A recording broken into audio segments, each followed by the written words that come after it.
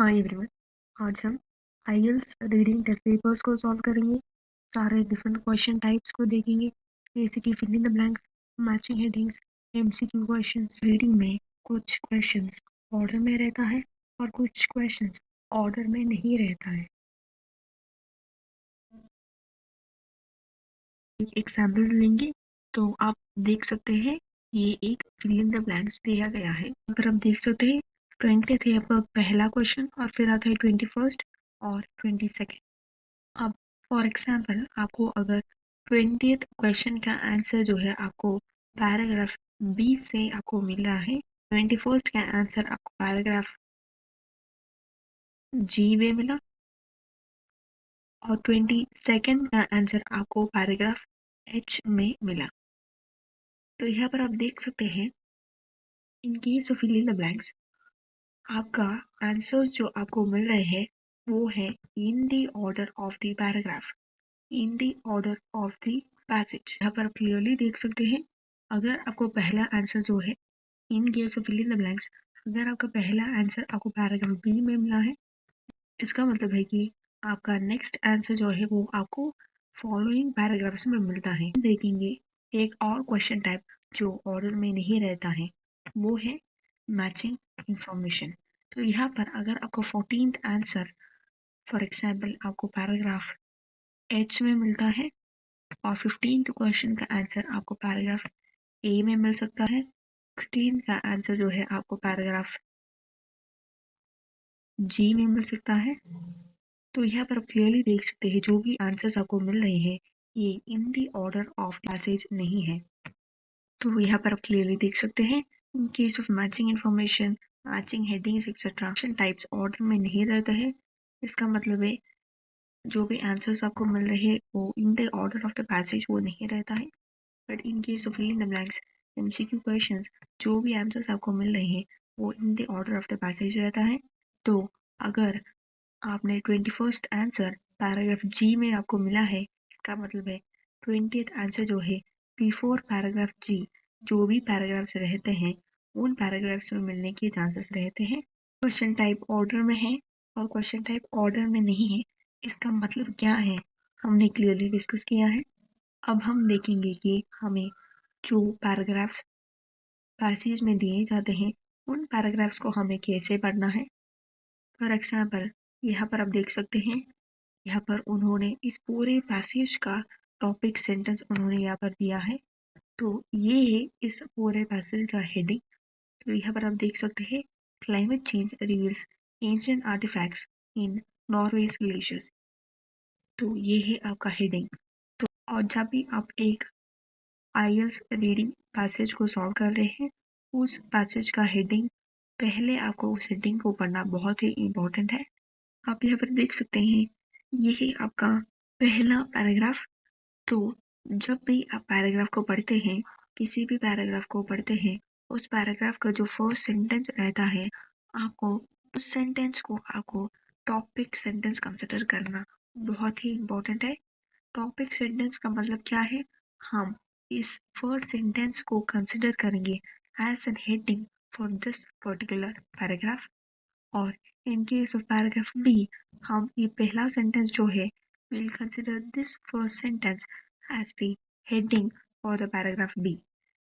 पहला सेंटेंस को हम हेडिंग कंसिडर करने के बाद जो भी सेंटेंसेस रहते हैं, वो होगा सेकंड सेंटेंस, थर्ड सेंटेंस या फोर्थ सेंटेंस, जो भी सेंटेंसेस रहते हैं उन सेंटेंसेस को फर्स्ट सेंटेंस का जो हेडिंग हमने कंसिडर किया है उस सेंटेंस से हमें कनेक्ट करना बहुत ही इम्पोर्टेंट है। तो यहाँ पर आप देख सकते हैं, well about the tree line in Norway's highest mountains ancient fields of ice are shrinking as Earth's climate warms.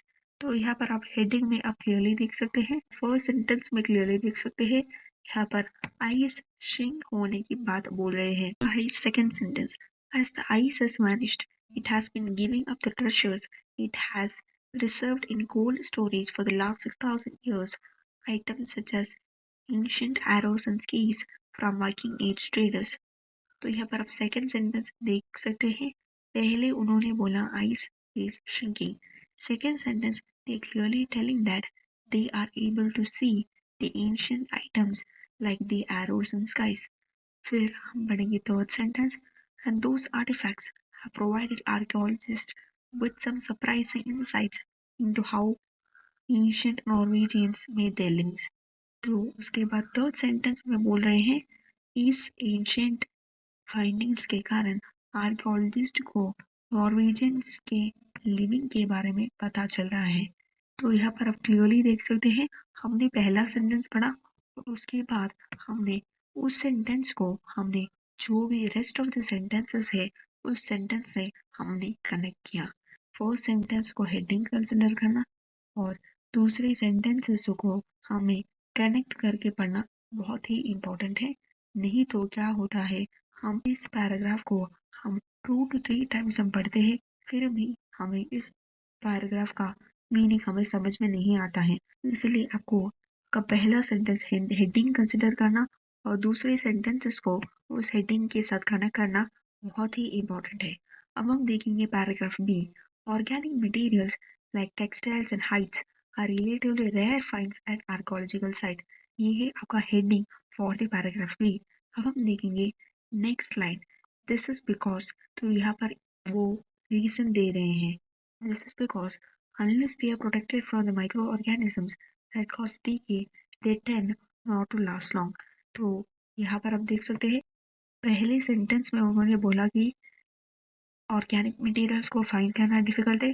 दूसरे सेंटेंस में आप देख सकते हैं वो आपको रीजन दे रहे हैं क्योंकि माइक्रो ऑर्गेनिजम्स के कारण वो इजीली डीके हो जाते हैं। इसी कारण से it is rare to find the organic materials. तो ये हो गया आपका सेकंड सेंटेंस।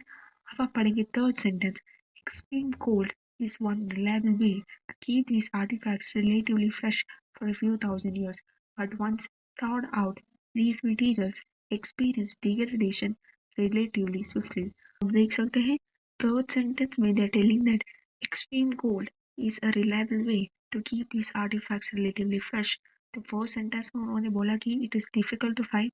सेकेंड सेंटेंस में उन्होंने रीजन दिया क्योंकि वो माइक्रो ऑर्गेनिजम्स के कारण वो इजीली डीके हो जाते हैं। थर्ड सेंटेंस में उन्होंने बोला आर्टिफैक्ट्स रिलेटिवली फ्रेश रहता है अगर वो एक्सट्रीम कोल्ड में है। तो देख सकते हैं हमने जब इस पैराग्राफ को पढ़ा यहाँ पर भी हमने पहला सेंटेंस को टॉपिक सेंटेंस कंसिडर किया या इसे एक हेडिंग की तरह हमने कंसिडर किया और उसके बाद सेकेंड या थर्ड या जो फोर्थ सेंटेंस रहता है हमें उस पहले सेंटेंस से हमें कनेक्ट करना है। आप जब पहला सेंटेंस को आप टॉपिक सेंटेंस कंसिडर करते हैं और उसके बाद जो सेकेंड या थर्ड सेंटेंस है उसके साथ जब आप उसे कनेक्ट करते हैं तब आपको overall meaning of the passage आपको पूरी तरह आपको समझ में आती है। नहीं तो आप 2 to 3 टाइम्स आप इसी एक पैसेज को रीड करेंगे पर फिर भी आपको इसका मीनिंग आपको समझ में नहीं आएगा। तो अब हमने क्लियरली देखा है कि आपको जो पैराग्राफ्स दिए जाते हैं इन द पैसेज आपको कैसे पढ़ना है। तो नेक्स्ट हम देखेंगे कि आपको क्वेश्चंस को कैसे पढ़ना है। क्वेश्चंस या पैराग्राफ जो रहते हैं आपको सिर्फ एक बार पढ़ना है पर आपको मेक श्योर करना है कि उस एक बार में आपको पूरी तरह वो पैराग्राफ या क्वेश्चन आपको समझ में आना चाहिए। तो ये बहुत ही इम्पोर्टेंट है। नहीं तो आप 2 to 3 टाइम्स वो आप रीड करते रहेंगे पर आपको उसका मीनिंग समझ में नहीं आएगा। फिर हम देखेंगे कि क्वेश्चंस को कैसे हमें समझना है। तो यहाँ पर आप देख सकते हैं 14th question, N explanation for weapons being left behind in the mountains. तो यहाँ पर आपने क्वेश्चन को पढ़ा। अब क्वेश्चन को पढ़ने के बाद आपको सिर्फ 2 या 3 वर्ड्स में आपको लिखना है कि क्वेश्चन पढ़ने के बाद आपको क्या समझ में आया है वो आप अपने वर्ड्स में आप 2 to 3 वर्ड्स आप यहाँ पर लिख सकते हैं। और जब आप ये 2 to 3 वर्ड्स आप पढ़ेंगे तो आपको ये क्वेश्चन फिर से पढ़ने की जरूरत नहीं पड़ेगी। जब आप ये 2 वर्ड्स या 3 वर्ड्स जो आप लिख रहे हैं उसे पढ़ने के बाद आपको ये क्वेश्चन कम्प्लीटली समझ में आना चाहिए। तो आप चाहे तो आप अपने वर्ड्स में लिख सकते हैं, नहीं तो आप क्या कर सकते हैं, ये आपका क्वेश्चन है। जो भी इम्पोर्टेंट वर्ड्स है आप पहले उसे अंडरलाइन कर सकते हैं। तो यहाँ पर आप देख सकते हैं an explanation of weapons being left behind in the mountains. तो यहाँ पर क्लियरली यहाँ पर द रीजन या explanation for the weapons being left behind. तो यहाँ पर आप एरो लेकर आप इजीली आपको कनेक्ट करना है जो इम्पोर्टेंट वर्ड्स है। यहाँ पर वेपन्स बिहाइंड का एक्सप्लेनेशन पूछा गया है। आप चाहते हैं तो आप अपने वर्ड्स में लिख सकते हैं, नहीं तो आप अपने क्वेश्चंस में जो इम्पोर्टेंट वर्ड्स है उसे अंडरलाइन करना है और आप एरो यूज करके आप इम्पोर्टेंट वर्ड्स को कनेक्ट कर सकते हैं। तो जब मैं इस क्वेश्चन को देखूंगी तो मुझे क्लियरली पता है कि वेपन्स लेफ्ट बिहाइंड के एक्सप्लेनेशन के बारे में पूछा गया है। फिर हम देखेंगे कि second question 15th question, a reference to the physical difficulties involved in an archaeological expedition। यहाँ पर reference to the physical difficulties in archaeological expedition के बारे में पूछा गया है। वेपन्स लेफ्ट बिहाइंड का एक्सप्लेनेशन पूछा जा रहा है and explanation of why less food may have been available. तो यहाँ पर लेस फूड की उसका एक्सप्लेनेशन पूछा जा रहा है। फिर आता है reference to the possibility of future archaeological discoveries, reference to the possibility of future archaeological discoveries. तो यहाँ पर clearly possibility of the future archaeological discoveries के बारे में यहाँ पर बात किया जा रहा है। तो आप क्वेश्चंस को अंडरलाइन करके आप एरोस यूज करके आप इजीली कनेक्ट कर सकते हैं, इंपॉर्टेंट वर्ड्स को कनेक्ट कर सकते हैं ताकि आपको क्वेश्चन इजीली आपको समझ में आए। नहीं तो आप अपने वर्ड्स में भी आप क्वेश्चन को पढ़ने के बाद अपने वर्ड्स में लिखिए ताकि आपको क्वेश्चन को फिर से पढ़ना ना पड़े। जब आप ये 2 या 3 वर्ड पढ़ेंगे तो आपको ये पूरा क्वेश्चन जो है आपको क्लियरली समझ में आ जाएगा। हमने पैराग्राफ को कैसे समझना है, क्वेश्चंस को कैसे समझना है, वो हमने क्लियरली डिस्कस की है। अब हम देखेंगे कि हमें रीडिंग पैसेज को अटेंड कैसे करना है। तो पहले आपको उस पैसेज का हेडिंग को समझना बहुत ही इम्पोर्टेंट है। उसके बाद आप देखेंगे कि कौन सा क्वेश्चन टाइप पूछा गया है। तो यहाँ पर आप देख सकते हैं मैचिंग इन्फॉर्मेशन पूछा गया है। तो यहाँ पर आपको देखना है कि ये क्वेश्चन ऑर्डर में है या नहीं। तो ये क्वेश्चन ऑर्डर में नहीं है। फिर हम देखेंगे कि दूसरा क्वेश्चन टाइप कौन सा है, फिल इन द ब्लैंक से। तो ये क्वेश्चन ऑर्डर में रहता है। फिर हम देखेंगे कि दूसरा क्वेश्चन टाइप, तो यहाँ पर एमसीक्यू दिया गया है तो ये भी ऑर्डर में रहता है।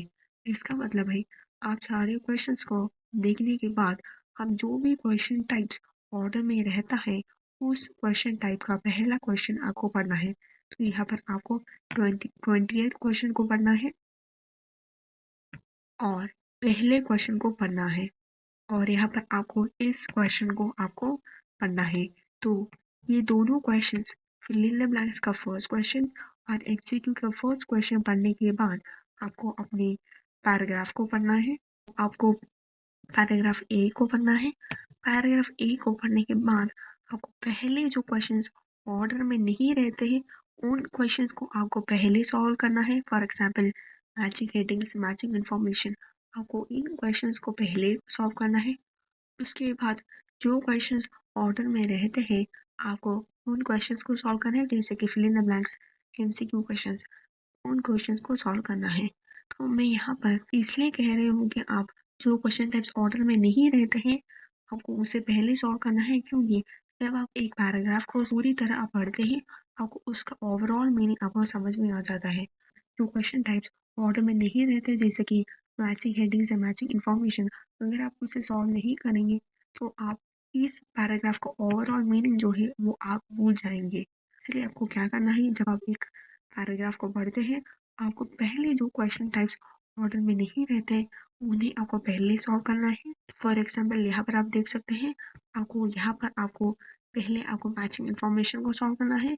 उसके बाद आपको फिल इन द ब्लैंक्स का फर्स्ट क्वेश्चन और एमसीक्यू का फर्स्ट क्वेश्चन आपको सॉल्व करना है। और उसके बाद जो है अगर आपको सारे आंसर्स मिल रहे हैं तो फिल इन द ब्लैंक्स का सेकंड क्वेश्चन और एमसीक्यू का सेकंड क्वेश्चन पढ़ने के बाद आपको नेक्स्ट पैराग्राफ में जाना है। और पैराग्राफ बी को पढ़ने के बाद आपको फिर से यहाँ पर जो क्वेश्चन टाइप्स ऑर्डर में नहीं रहता है तो यहाँ पर मैचिंग इन्फॉर्मेशन है तो इसे आपको सॉल्व करना है। उसके बाद जो क्वेश्चन टाइप्स ऑर्डर में रहता है उन्हें आपको सॉल्व करना है। तो अब हमने क्लियरली डिस्कस किया है कि हमें रीडिंग पैसेज को कैसे अटेंड करना है। अभी आप आईएलटीएस रीडिंग में आप क्वेश्चंस को सॉल्व कर रहे हैं, आपको पूरी तरह आपको काम रहना है, आपको कोई टेंशन नहीं लेना है, कंप्लीटली काम रहना है और क्वेश्चंस को सॉल्व करना है। तो ये बहुत ही इम्पोर्टेंट है। यहाँ पर आप देख सकते हैं ये है फिल इन द ब्लैंक्स और फिल इन द ब्लैंक्स का फर्स्ट क्वेश्चन आपको पढ़ना है और इन सम केसेस जो है आपको फिल इन द ब्लैंक्स में आपको परफेक्ट कीवर्ड आपको मिलता है। फॉर एग्जाम्पल यहाँ पर ओपलैंड इन नॉर्वे है, पर अगर आप पैसेज में देखेंगे तो ये कीवर्ड जो है 2 to 3 टाइम्स ऑलरेडी यूज हुआ है, जो सिर्फ 1 या 2 बार यूज हुआ है इन द होल पैसेज। तो अगर आपको only in case of fill in the blanks अगर आपको ऐसा कोई कीवर्ड मिलता है तो आपको पैसेज में उसे मार्क करना है। और फिर आता है MCQ questions. In case of MCQ questions आपको सिर्फ और सिर्फ क्वेश्चन को पढ़ना है, ऑप्शंस को कभी पढ़ना नहीं है। Only after reading a paragraph, आप पैराग्राफ रीड करने के बाद जो है आपको इन ऑप्शंस को आपको रीड करना है। तो यहाँ पर आप देख सकते हैं ये एक दूसरा पैसेज है और यहाँ का हेडिंग है why we need to protect polar bears. तो इस पैसेज में आप देख सकते हैं यहाँ पर उन्होंने आपको fill in the blanks question type पूछा है और इस फिल इन द ब्लैंक्स में आप देख सकते हैं आपको एक परफेक्ट कीवर्ड मिल रहा है, वो है टेनोजीजो। In case of fill in the blanks only in case of fill in the blanks अगर आपको एक कीवर्ड परफेक्ट कीवर्ड आपको मिल रहा है तो आपको क्या करना है, आप ये पैसेज में जाना है और आपको क्विकली आपको स्कैन करना है। बहुत टाइम नहीं लेना है, बहुत ही फास्ट आपको आपका पैसेज जो है क्विकली स्कैन करना है। आपको एक एक सेंटेंस रीड नहीं करना है, बहुत ही फास्ट। आप देख सकते हैं मैं कैसे स्कैन कर रही हूँ, बहुत ही फास्ट, बहुत फास्ट आपको आपका पैराग्राफ जो है आपको क्विकली स्कैन करना है। इसे स्कैन करने पर अगर आपको वो कीवर्ड आपको मिल रहा है तो यहाँ पर आप देख सकते हैं यहाँ पर है वो कीवर्ड। तो अगर जब आपको वो कीवर्ड मिल जाता है तो आपको उसे पैसेज में उसे मार्क करना है। इसका मतलब ये है कि यही से आपका फिल इन द ब्लैंक्स के आंसर्स आपको मिलने लगेंगे।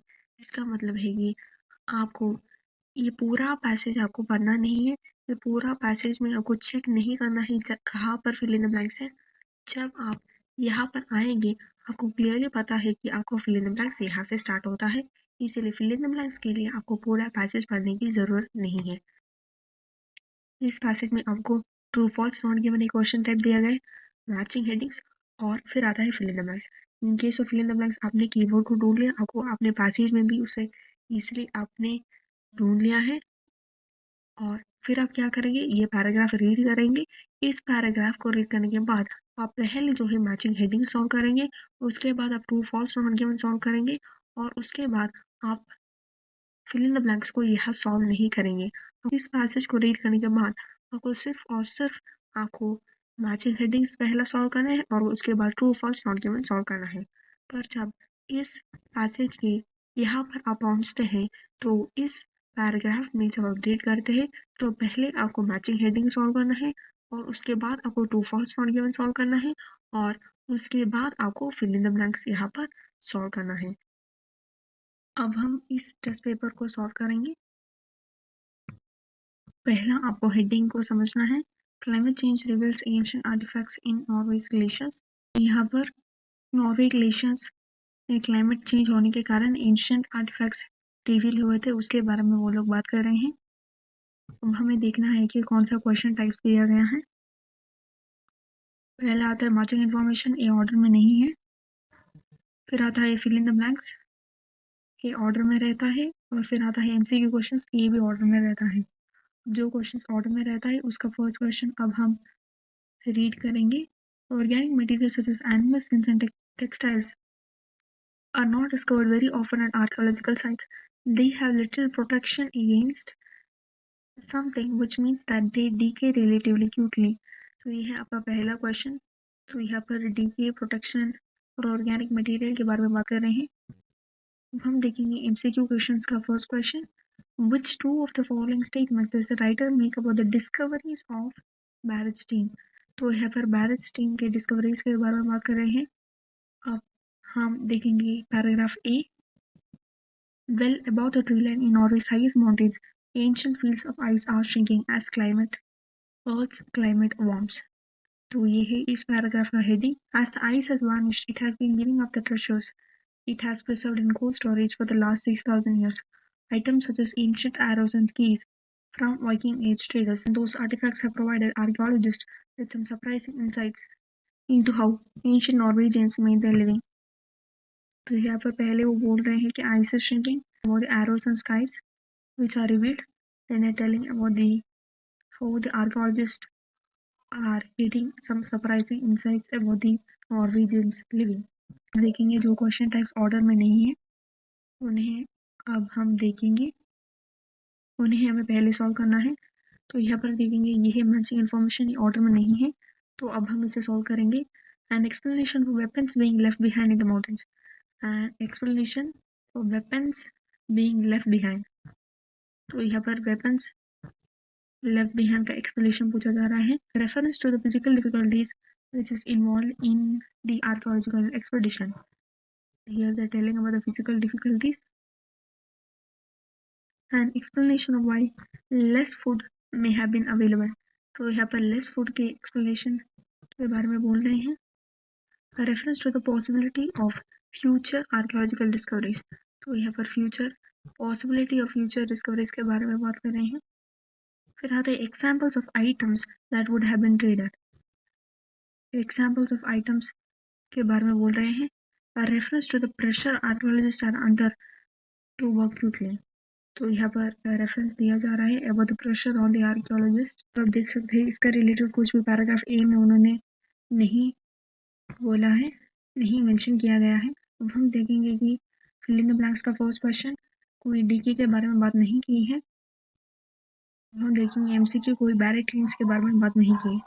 अब हम जाएंगे नेक्स्ट पैराग्राफ, पैराग्राफ बी।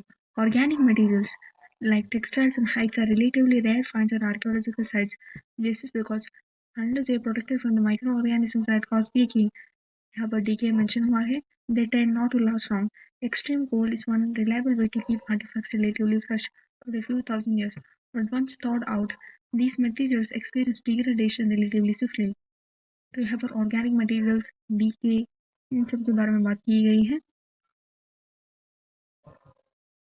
हमने already fill in the blanks में इसके बारे में पढ़ा था कि organic materials such as animal skins and textiles are not discovered very often at archaeological site.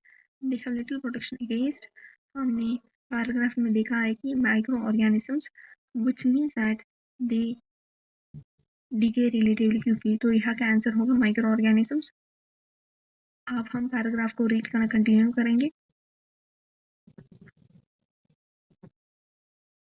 With climate change taking ice cover around the world, glacial archaeologists need to raise the clock to find newly revealed artifacts, preserve them and study them. If something fragile dies and windblown and is windblown, it might very soon be lost to science, or an arrow might be exposed and then covered again by the next storm and remain well preserved. The unpredictability means that the glacial archaeologists have to be systematic in their approach to fieldwork. तो हम देखेंगे पूरा passage पढ़ने के बाद, अब हम देखेंगे पूरा पैराग्राफ पढ़ने के बाद हम देखेंगे matching information, explanation of weapons नहीं दिए, रेफरेंस टू फिजिकल डिफिकल्टीज। तो फिजिकल डिफिकल्टीज में के बारे में बात नहीं की। Less food explanation, possibility of discoveries, example of items traded, reference to the pressure on archaeologist. तो ये पैसेज में क्लियरली मेंशन किया गया है that they will have to race the clock to study and preserve them. तो यहाँ का answer B होगा। तो अब हम पढ़ेंगे next question. But this is not always the case. If temperatures are very low, fragile artifacts can be preserved for thousands of years. A team of archaeologists, फिर आता है second question in fill in the blanks. A team of archaeologists have been working in the mountains in Oppland in Norway to recover artifacts revealed by shrinking ice cover. In the past, there were trade routes through these mountains, and something gathered there in the summer months. To avoid being attacked by something on lower ground. तो ये है आपका question. रहा था MCQ का question. उन्होंने यहाँ पर बोला है डिस्कवरीज ऑफ बैरिस्टीन। अब हम रीड करेंगे paragraph C. Over a 9-year period, a team of archaeologists, which included Lars Bill of Uppland Country Council, Norway, and James Barrett of the McDonald Institute for Archaeological Research, surveyed patches of ice in Uppland, an area of south central Norway that is home to some of the country's highest mountains. तो यहाँ पर सर्वे के बारे में बात कर रहे हैं। Reindeer once congregated on these icy patches in the later summer months to escape biting insects, and from the late Stone Age, hunters followed. In addition, trade was threaded through the mountain passes of Uppland, linking settlements in Norway to the rest of Europe. तो हमने clearly देखा था summer months, और team of archaeologist के बारे में हमने already fill in the blanks में देखा था। The team of archaeologists have been working in the mountains in Uppland तो there way trade goes to these mountains and dash gather. तो यहाँ का आंसर है रेनडियर। रेनडियर है यहाँ का answer. Gather in the summer months to avoid being attacked by dash on lower guard. तो यहाँ का आंसर होगा इंसेक्ट्स। तो ये भी हमें पैराग्राफ सी में मिला है। फिल द ब्लैंक्स कंप्लीट हो गया है। अब हम पूरा पैराग्राफ को कंप्लीटली रीड करेंगे। The slow but steady movement of glaciers tend to destroy anything at their bases, so the team focused on stationary patches of ice mostly above 1,400 meters. That ice is found amid fields of frost-weathered boulders, fallen rocks, and exposed bedrock that for 9 months of the year is buried beneath snow. Fieldwork is hard work, hiking with all our equipment, often camping on permafrost, but very rewarding. We were rescuing the archaeology, bringing the melting ice to wider attention, discovering unique environmental history, and really connecting with the natural environment.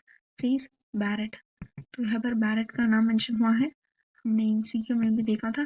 पर यहाँ पर कोई discovery के Barrett की discovery के बारे में बात नहीं की गई है। यहाँ पर सिर्फ उनका ओपिनियन यहाँ पर बोला गया है। हम देखेंगे matching information. Explanation weapons left behind, इसके बारे में कुछ बात नहीं की है। Reference to physical difficulties involved in archaeological expedition.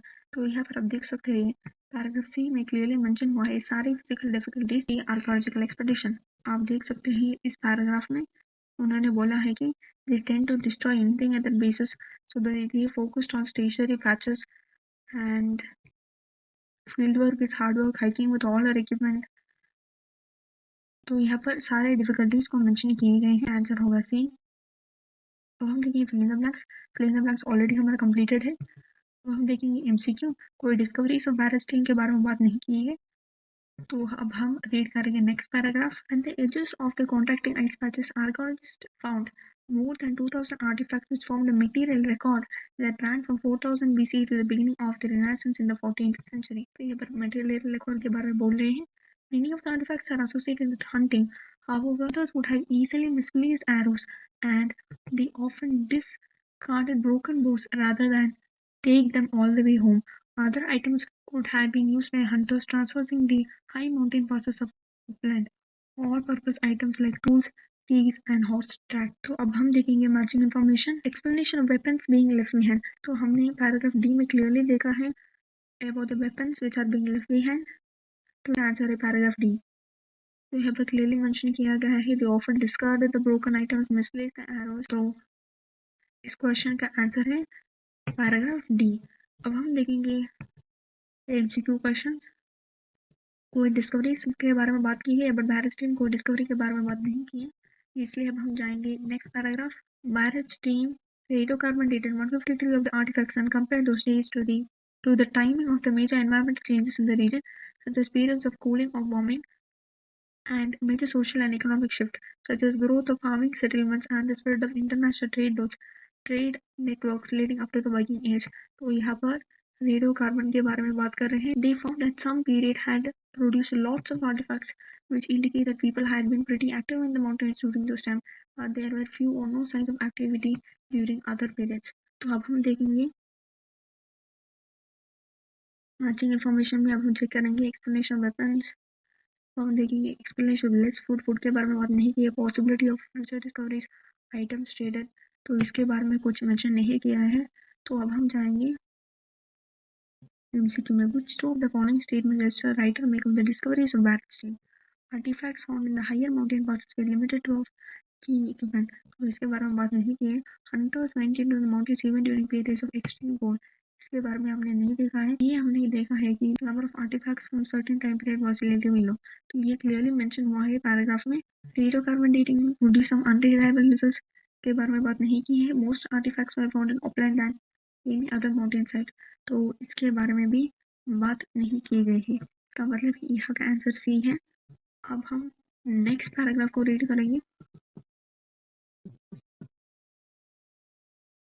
What was surprising according to Barrett was the timing of these periods. Plants, mountains present daunting terrain and in period of extreme cold, glaciers could block the higher mountain passes and make travel in the upper reaches of the mountains extremely difficult। Archaeologists upon travel के बारे में बात कर रहे हैं।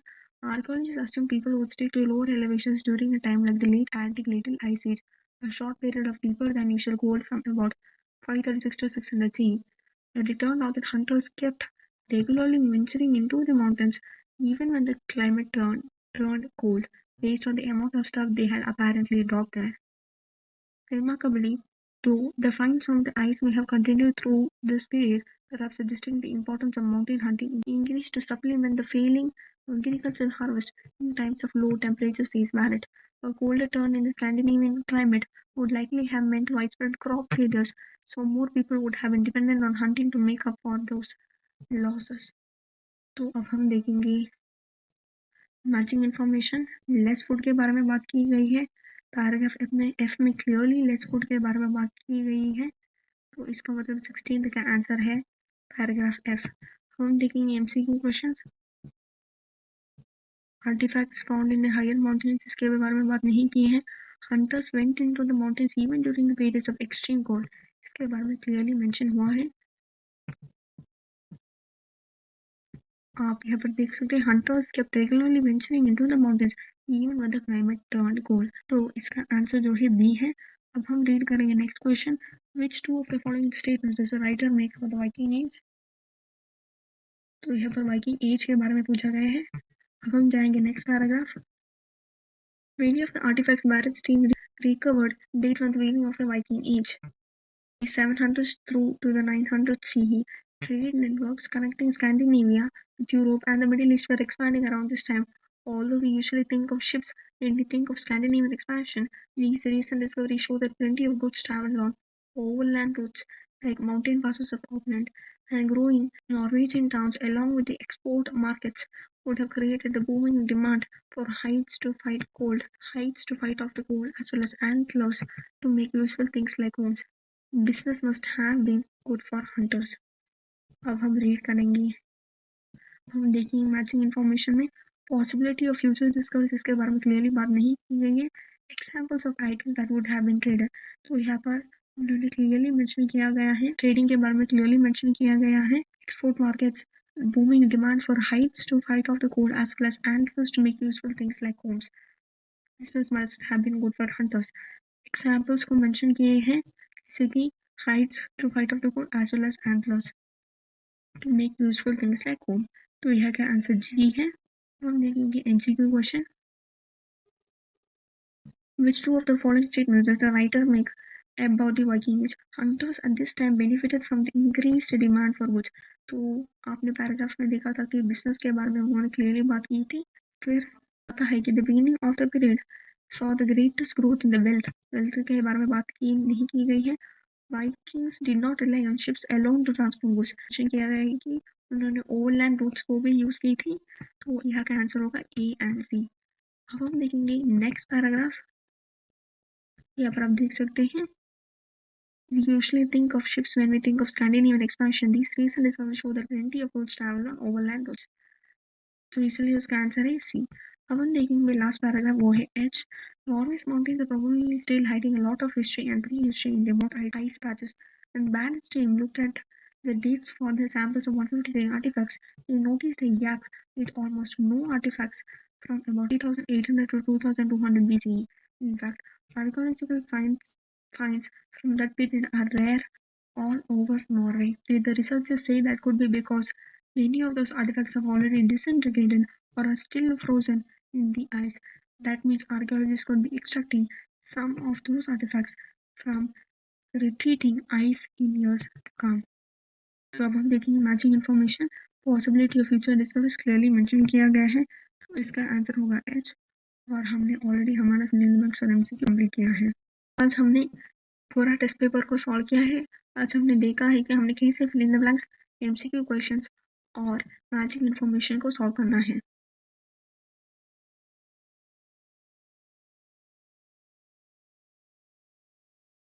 हाँ everyone, आज हम डिस्कस करेंगे दूसरा टेस्ट पेपर, और इस टेस्ट पेपर हम देखेंगे कि कैसे सॉल्व करना है label the diagrams, true false not given और शॉर्ट आंसर क्वेश्चंस।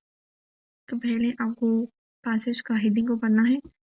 तो यहाँ पर गिवन है Roman tunnels. The Romans who once controlled areas of Europe, North Africa and Asia Minor adopted the construction technique of other civilizations to build tunnels in their territories. तो ये है आपका heading. Romans जो control करते थे areas like Europe, North Africa and Asia में ना, they adopted the construction techniques of the other civilisations to build tunnels. तो ये है आपका हेडिंग।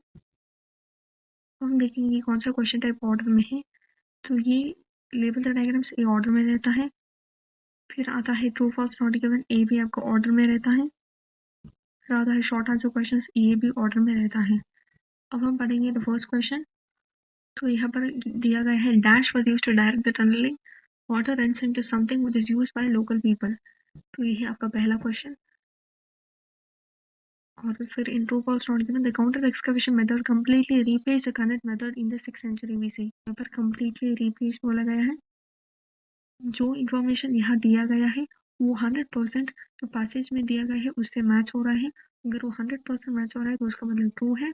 फॉल्स मतलब कंप्लीटली ऑपोजिट इंफॉर्मेशन उन्होंने आपको दिया है। नो इन्फॉर्मेशन मतलब ये जो इंफॉर्मेशन यहाँ पर उन्होंने दिया है उसके बारे में कुछ भी आपको पैसेज में मेंशन नहीं किया गया है, तो आपको नॉट गिवन सेलेक्ट करना होगा। तो यहाँ पर आप देख सकते हैं इस क्वेश्चन के लिए जो कीवर्ड है वो है 6th सेंचुरी बीसी ही। पर in case of true false not given आपको इन कीवर्ड्स को ढूंढना नहीं है, आपको ऐसे कीवर्ड्स को ढूंढना है जो सेंटेंस को कम्प्लीटली चेंज कर देगा। जैसे कि यहाँ पर दिया गया है counter excavation method completely replace the current method. तो यहाँ पर कम्प्लीटली जो रहता है वो बन जाता है आपका कीवर्ड। और यहाँ पर देख सकते हैं only experience builders were employed to construct a tunnel using the counter excavation method. तो यहाँ पर कीवर्ड क्या बन जाता है, ओनली। तो यहाँ पर क्लियरली मेंशन किया है ओनली एक्सपीरियंस बिल्डर्स। तो ऐसे आपको प्रूफ ऑफ नॉट गिवन में ऐसे कीवर्ड्स को ढूंढना है जो सेंटेंस को कम्प्लीटली चेंज कर देता है, जैसे कि all of them, none of them, ऐसे कीवर्ड्स को आपको ढूंढना है। और फिर आता है शॉर्ट आंसर क्वेश्चंस।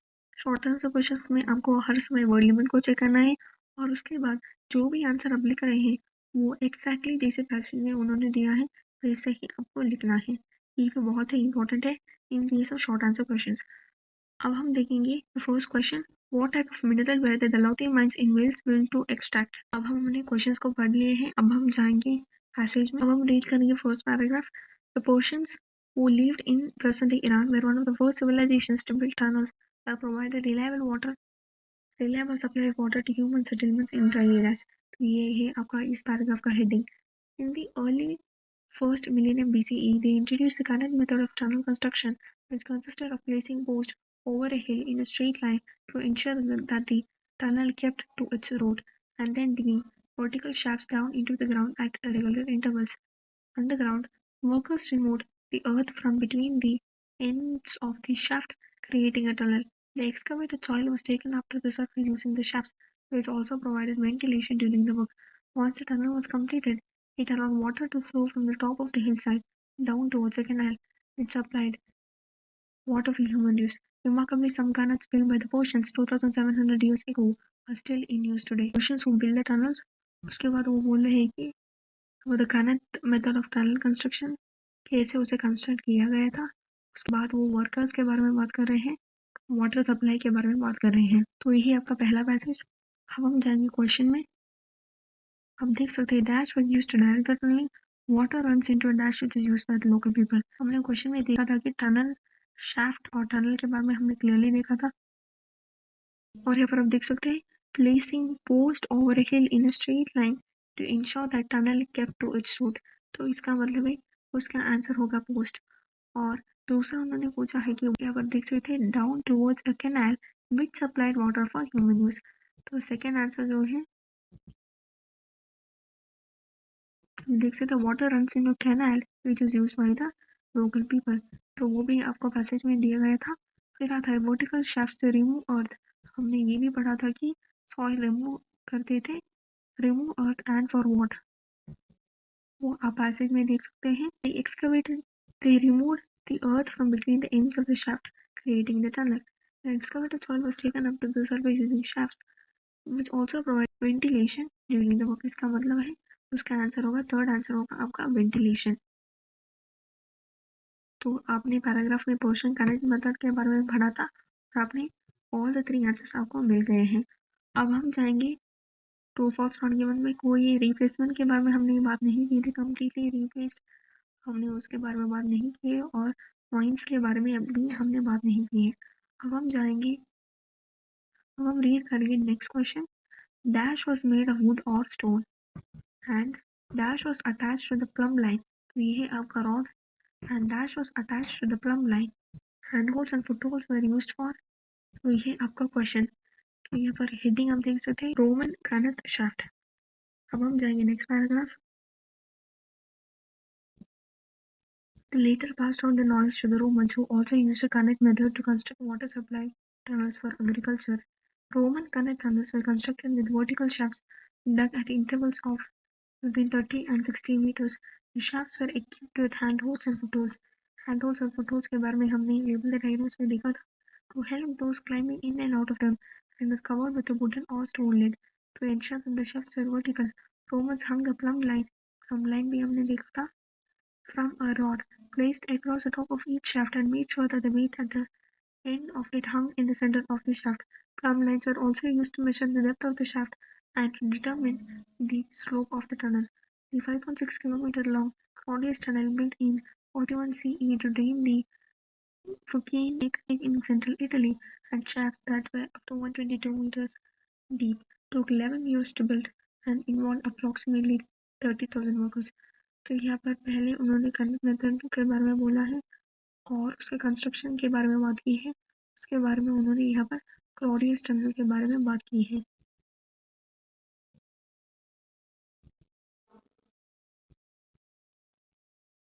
तो अब हम देखेंगे क्वेश्चन को. Dash was made of would और स्टोन. हमने वुड और स्टोन भी देखा था क्वेश्चन में. Dash was made of would और स्टोन. क्वेश्चन में आप देख सकते हैं they were covered with a wooden or stone lid. So lid was made up of wood or stone. तो उसका आंसर है, इसका आंसर आएगा lid. Lid was made of wood or stone.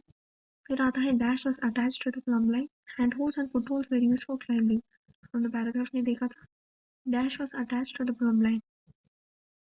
Romans hung a plumb line from a rod placed across the top of each shaft and made sure that the weight at the end of it hung in the center of the shaft. इसका मतलब है दूसरा answer होगा weight. तो यहाँ का answer है weight was attached to the plumb line. और हमने क्लियरली देखा था कि handholds and footholds were used for climbing. तो इसका मतलब है आपका लेवल डायग्राम कंप्लीट हो गया है. अब आपका रहता है ट्रू फॉल्स नॉट और शॉर्ट आंसर क्वेश्चन.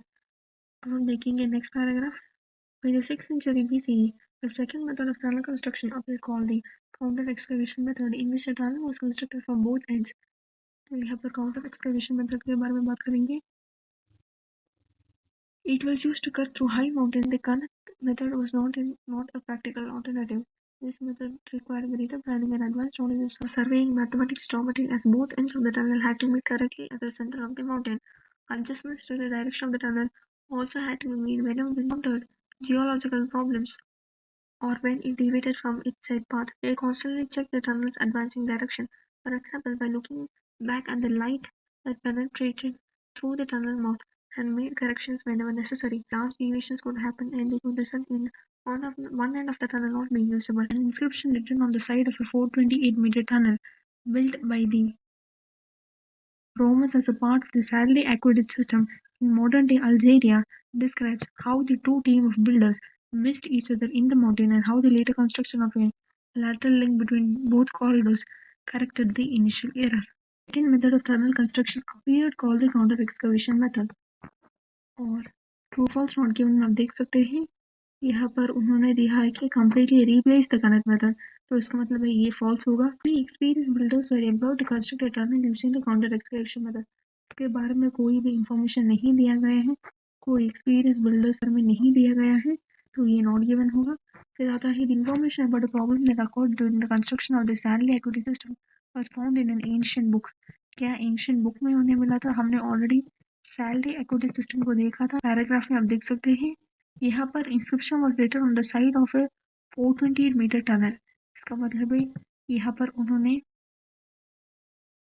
तो यहाँ पर ये होगा false. The mistake made by the builders of the Stanley aqueduct system was that the two parts of the tunnel failed to meet. आप यहाँ पर देख सकते हैं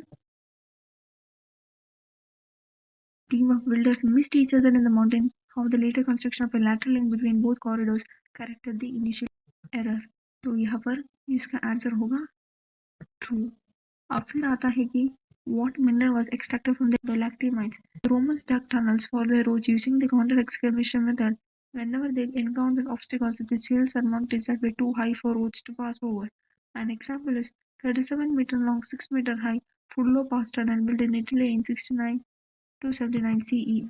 Remarkably, a modern road still uses this tunnel today. Tunnels were also built for mineral extraction. Miners would locate a mineral vein and then pursue it with shafts and tunnels underground. Traces of such tunnels used to mine gold can still be found at the Lochte mines in Wales. When the sole purpose of a tunnel was mineral extraction, construction required less planning as the tunnel route was determined by the mineral vein. तो यहाँ पर कौन सा mineral extract किया था? Gold को extract किया गया था. गोल्ड है इसका answer. In addition to the patent whose name will be carved onto the tunnel. अभी तक हमने इसके बारे में देखा नहीं है. अब हम नेक्स्ट पैराग्राफ को पढ़ेंगे. Roman tunnel projects were carefully planned and carried out. The length of time it took to construct a tunnel depended on the method being used and the type of rock being excavated. The current construction method was usually faster than the counter excavation method as it was more straightforward. This was because the mountain could be excavated not only from the tunnel mouths but also from the shafts. The type of rock would also influence the construction times.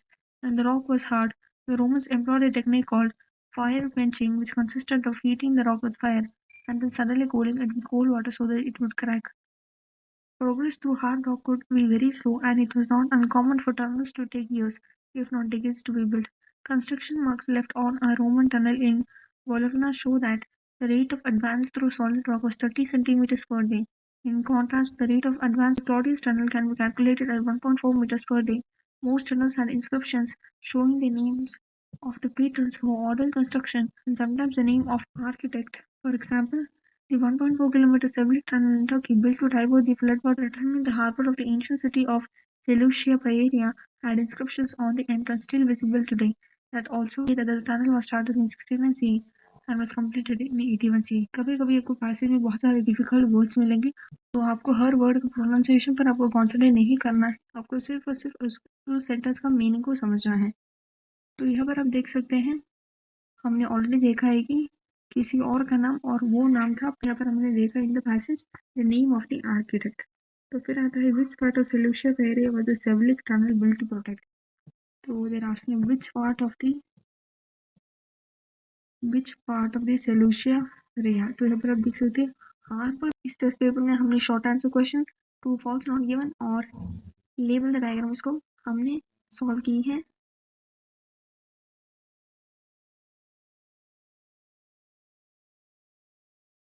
अब हम solve करेंगे next passage और इस passage में हम देखेंगे MCQ questions, complete the summary और yes no not given. तो पहला स्टेप ये है कि आपको पैसेज का हेडिंग पढ़ना है और उसे समझना है. यहाँ पर आप देख सकते हैं चेंजेस इन रीडिंग हैबिट्स के चेंजेस के बारे में है ये पूरा passage. What are the implications of the way we read today, और इम्प्लीकेशंस के बारे में बात कर रहे हैं. अब दूसरा स्टेप ये है कि आपको चेक करना है कि कौन सा क्वेश्चन ऑर्डर में है और कौन सा नहीं. और यहाँ पर आप देख सकते हैं MCQ क्वेश्चंस ऑर्डर में रहते हैं, कंप्लीट द समरी ऑर्डर में रहता है और फिर आता है yes no not given, ये भी ऑर्डर में रहता है. और जो क्वेश्चंस ऑर्डर में रहते हैं उनका पहला क्वेश्चन आपको पढ़ना है और क्वेश्चन पढ़ने के बाद पैराग्राफ पढ़ना है. तो यहाँ पर हम पहला क्वेश्चन पढ़ेंगे. MCQ का पहला क्वेश्चन पढ़ेंगे what is the writer's main point in the first paragraph. और in case of MCQ questions आपको ऑप्शंस पढ़ने की ज़रूरत नहीं है. आप पैराग्राफ पढ़ेंगे और इसे कंप्लीट करेंगे और उसके बाद ही आपको ऑप्शंस को देखने हैं. यहाँ पर आप देख सकते हैं कंप्लीट द समरी का क्वेश्चन है और यहाँ पर उन्होंने आपको हेडिंग दिया है studies on digital screen news. और आपको क्वेश्चंस में भी आपको ऐसे हेडिंग मिलते हैं, तब आपको हेडिंग को पहले पढ़ना है और उसके बाद आपको क्वेश्चंस को पढ़ना है. तो यहाँ पर दिया गया है studies on digital screen news. तो यहाँ पर स्क्रीन न्यूज़ के बारे में बात कर रहे हैं. There have been many studies on digital screen news showing some dash trends. Psychologist Anne Megan gave high school students short story to read, half using digital and half using print mediums. तो ये है आपका पहला question. फिर हम देखेंगे yes no not given का first question. तो यहाँ पर क्वेश्चन ये है कि the medium can affect the choice of reading content. तो ये है आपका पहला क्वेश्चन पढ़ने के बाद आपको पैराग्राफ को पढ़ना है। अब हम देखें, अब हमने सारे फर्स्ट क्वेश्चंस पढ़ लिए हैं। अब हम रीड करेंगे first paragraph. Look around on your next plane trip, the iPad is the new pacifier for babies and toddlers. तो ये है आपका इस पैराग्राफ का heading. Younger school aged children read stories on smartphones. Older kids don't need it all, but hunch over video games. Parents and other passengers read on tablets or skim a flotilla of email and news feeds. Unbeknown to most of us, an invisible game-changing transformation links everyone in this picture. The neuronal circuit that underlines the brain's ability to read is subtly changing, and this has implications for everyone, reading toddler to the expert adult. तो हमने पूरा paragraph पढ़ लिया है और हमने clearly समझ लिया है what is the writer's main point in the first paragraph. Our use of technology is having an hidden effect on us. तो आप क्लियरली देख सकते हैं पूरे पैराग्राफ में उन्होंने इम्प्लीकेशंस के बारे में बात की थी। तो 14 का आंसर ए होगा। Technology can be used to help youngsters. Travellers should be encouraged to use technology. Playing games is more popular use of technology. तो इन सब के बारे में उन्होंने बात नहीं की है। तो पहला आंसर है 14 का आंसर होगा ए। अब हम देखेंगे नेक्स्ट, डिजिटल स्क्रीन यूज के बारे में उन्होंने बात नहीं की है और उन्होंने कोई रीडिंग कंटेंट या मीडियम के बारे में भी बात नहीं की है। अब हम सेकंड क्वेश्चन को रीड करेंगे। What make point does Sherry Turkle make about innovation. तो यहाँ पर शर्ली टर्कल का ओपिनियन पूछा गया है अबाउट इनोवेशन और यहाँ पर आपने ऑलरेडी क्वेश्चन पढ़ा है। तो अब हम जाएंगे next paragraph B. As work in neurosciences indicates, the acquisition of literacy necessitated the new circuit in our species brain more than 6,000 years ago. That circuit evolved from a very simple mechanism for decoding basic information like the number of goats in one's herd to the present highly elaborated reading brain. My research depicts how the present reading brain enables the development of some of our most important intellectual and affective processes: internalized knowledge, analogical reasoning and inference, perspective taking and empathy, critical analysis and the generation of insight. Research surfacing in many parts of the world now cautions that each of these essential deep reading processes may be under threat as we move into digital based modes of reading. बाद हम देख सकते हैं Shirley टर्कल का नाम mention नहीं हुआ है, तो इसलिए हम देखेंगे नेक्स्ट क्वेश्चन। स्क्रीन यूज के बारे में मेंशन नहीं हुआ है और मीडियम के बारे में भी मेंशन नहीं हुआ है। रीडिंग कंटेंट के बारे में और मीडियम के बारे में मेंशन नहीं हुआ है। अब हम जाएंगे next paragraph. This is not simple binary issue of print versus digital reading and technological innovation. As MIT scholar Sheri Turkle has written, we do not err as a society when we innovate, but we ignore what we disrupt or diminish while innovating. In this hinge moment between print and digital cultures, society needs to confront what is diminishing in the expert reading circuit, what our children and what older students are not developing, and what we can do about it. Already question में देखा था Sheri Turkle. Technology innovation has led to reduction in print reading, इसके बारे में mention नहीं की गई है। We should pay attention to what might be lost when innovation occurs, तो इसके बारे में उन्होंने क्लियरली मेंशन किया है। We should encourage more people to become involved in innovation. There is a difference between developing products and developing ideas, तो इसके बारे में उन्होंने मेंशन नहीं की है। स्क्रीन यूज और रीडिंग कंटेंट के बारे में मेंशन नहीं की है। तो यहाँ पर आप देख सकते हैं in this same moment between print and digital culture, society needs to confront what is diminishing in the explore reading circuit, what our children and old students are not developing and what we can do about it. तो clearly इसका answer जो है B होगा। अब हम read करेंगे next question. What point is the writer making in the fourth paragraph? We know from research that the reading circuit is not given to human beings through a genetic blueprint, vision, or language. It needs an environment to develop. Further, it will adapt to the environment requirements from different writing systems to the characteristics of whatever medium is used. तो medium के बारे में mention किया गया है।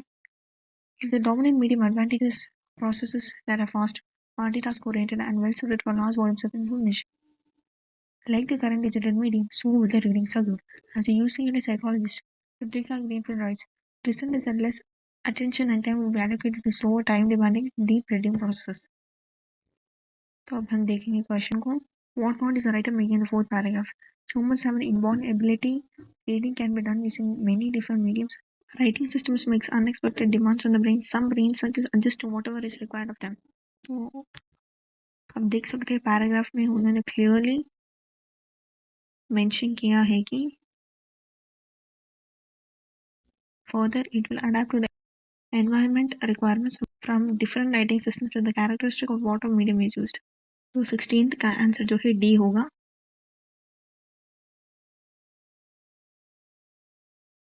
Screen usage के बारे में बात अभी तक नहीं की है और उन्होंने रीडिंग कंटेंट के बारे में अभी तक बात नहीं की है. तो अब हम नेक्स्ट क्वेश्चन को रीड करेंगे. According to Mark Edmundson the attitude of college students के बारे में पूछा गया है. अब हम रीड करेंगे next paragraph. Increasing reports from educators and from researchers in psychology and humanities bear this out. English literature scholar and teacher Mark Edmondson describes how many college students actively avoid the classic literature of the 19th and 20th centuries in favor of something simpler, as they no longer have the patience to read longer, denser, more difficult text. We should be less concerned with students' cognitive impatience, however, than by what may underlie it. The potential inability of large number of students to read with a level of critical analysis sufficient to comprehend the complexity of thought and argument found in more demanding text. Mark Edmondson's attitude of college students has changed the way he teaches, has influenced what they select to read. इसके बारे में उन्होंने clearly mention किया था. Do not worry him as much as it does others. Does not match the views of the general. तो इनके बारे में पैराग्राफ में मेंशन नहीं हुआ है और उन्होंने क्लियरली मेंशन किया है कि Mark Edmondson describes how many college students actively avoid the classic literature of 19th and 20th centuries in favor of something simpler, as they no longer have the patience to read longer, denser, more difficult text.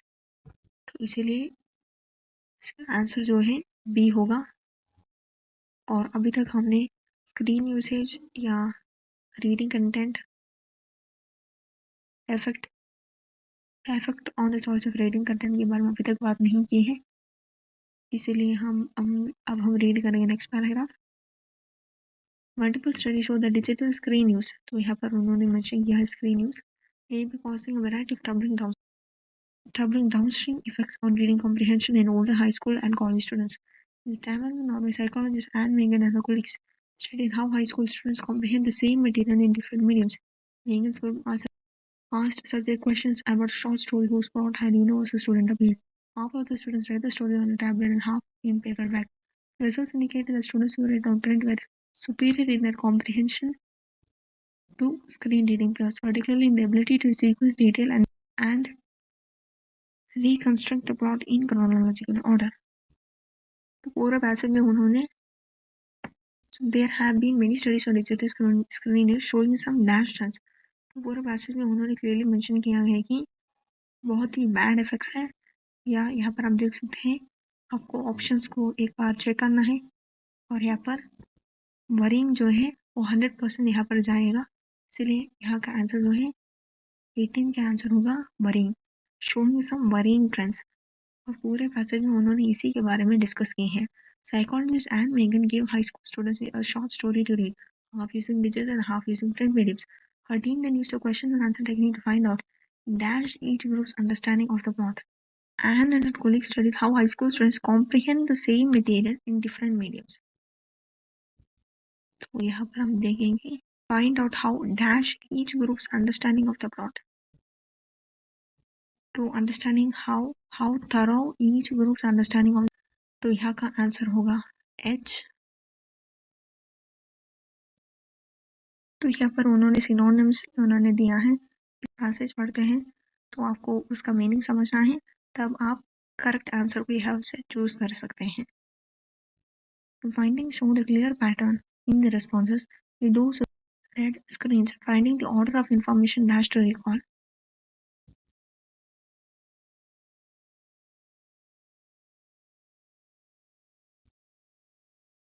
Students who read on print were superior in their comprehension to screen reading peers, particularly in their ability to sequence data and reconstruct the plot in chronological order. तो यहाँ पर आप देख सकते हैं who read on screens, finding the order of information fast, many, isolated, hard, emotional combined. तो जो screen पर पढ़ रहे थे वो लोग रिकॉल करने के लिए they were finding it hard to recall. तो इसका आंसर होगा हार्ड। फिर आता है स्टडीज बाय जिमिंग ग्लू। Studies by Jimmy Glue show the students that are tending to read dash words and phrases in a text to save time। तो यहाँ पर जिमी ग्लू के बारे में है और फिर यहाँ पर रीडिंग कंटेंट के बारे में है। हम देखेंगे पैराग्राफ में। Jimmy Glue from San Jose State University has conducted a series of studies which indicate that the new norm in reading is skimming, involving word spotting and browsing through the text. Many readers now use the pattern when reading in which they sample the first line and then word spot through the rest of the text. The reading brain skims like this, it reduces the time allocated to deep reading processes. In other words, we don't have time to grasp complexity, to understand another's feelings, to perceive beauty, and to create thoughts of the reader's own. अब हम question को देखेंगे। Studies by Jimmy Glue show the students are tending to read dash words and phrases in a text to save time. Fast, many, isolated, emotional, combined। तो आपको इसीलिए पता है कि फास्ट तो कभी आने का चांसेस ही नहीं है। तो जब आपको पता चलता है कि वो नहीं है तो आपको इसे जल्दी से एलिमिनेट करना है। फिर आता है trending to read dash words and phrases, trending to read isolated words and phrases in the text. क्योंकि आप देख सकते हैं पैसेज में बोला था कि वर्ड स्पॉटिंग, पैसेज में बोला है कि स्किन में, इसलिए यहाँ का आंसर जो है आइसोलेटेड होगा। फिर आता है this approach he says gives the reader a superficial understanding of the dash content of the material, leaving no time for thought.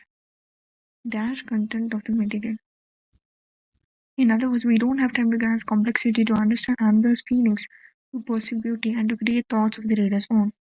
She says gives the reading a superficial understanding of the dash content of the material, of superficial understanding of the emotional content of the material। यहाँ पर दिया गया है superficial understanding of the emotional content of the material। यहाँ पर इसका answer होगा सी। तो यहाँ पर उन्होंने कंप्लीट अंडरस्टैंडिंग की बात नहीं की है, उन्होंने यहाँ पर superficial understanding of the dash content of the material. हमने ऑलरेडी 2 क्वेश्चन टाइप्स कंप्लीट किया है। अब हम जाएंगे the last question type yes और नॉट गिवन के क्वेश्चंस में। हमें चेक करना है मीडियम और रीडिंग कंटेंट के बारे में। The possibility that critical analysis, empathy, and other deep reading processes could become the unintended collateral damage of our digital culture is not a straightforward binary issue about print versus digital. It is about how we all have begun to read on various mediums, and how that changes not only what we read but also the purpose for which we read. Nor is it only about the young.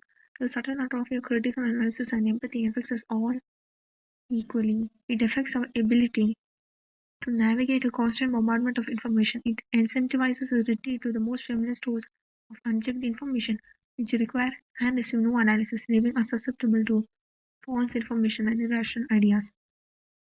तो अब हम question को देखेंगे। The medium we use to read can affect our choice of reading content। तो आप clearly passage में देख सकते हैं various mediums। It is about how we all have begun to read on various mediums and how that changes not only affect what we read but also the purpose for which we read। तो इसका मतलब है पहला question का answer होगा yes. तो यहाँ पर आप देख सकते हैं इन केस ऑफ यस और नॉट गिवन आपको यूज ऑफ द राइटर पूछे जाते हैं। यहाँ पर yes no not given just like true false not given ये रहता है, पर यहाँ पर आपको यूज ऑफ द राइटर पूछे जाते हैं। यस मतलब 100% true with the passage, no मतलब ऑपोजिट द इंफॉर्मेशन गिवन, और गिवन मतलब जो इंफॉर्मेशन यहाँ पर उन्होंने दिया है उसके बारे में पैसेज में कुछ मेंशन ही नहीं किया गया है। तो अब हम देखें next question. Some age groups are more likely to lose their complex reading skills than others. तो यहाँ पर एज ग्रुप्स और लूजिंग देयर रीडिंग स्किल्स के बारे में बोला गया है। फिर आता है false information has become more widespread in today's digital era. In case of yes और नॉट गिवन आप 2 क्वेश्चन को एक साथ पढ़ सकते हैं क्योंकि कभी कभी आपको नॉट गिवन रहता है। तो अब हम जाएंगे पैसेज में।